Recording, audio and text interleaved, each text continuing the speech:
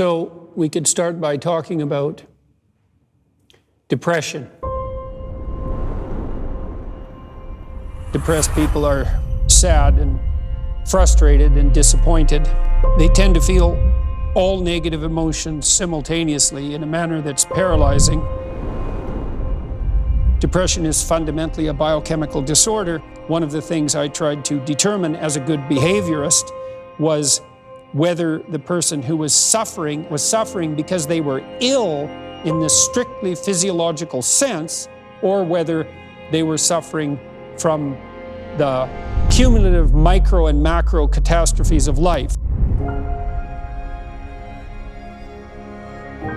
The probability that tossing an antidepressant into the mix is all of a sudden going to fix your life that are absolutely catastrophically out of order is zero. The more unstable your life is, the less serotonin your brain produces, and that makes you hypersensitive to negative emotion and suppresses positive emotion.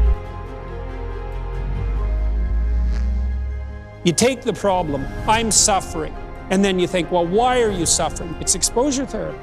And then you can practice encountering the obstacles that are stopping you, and it'll make you braver, and it'll help you deal with your problems. Voluntary confrontation with the forces of darkness and chaos is the fundamental story of life.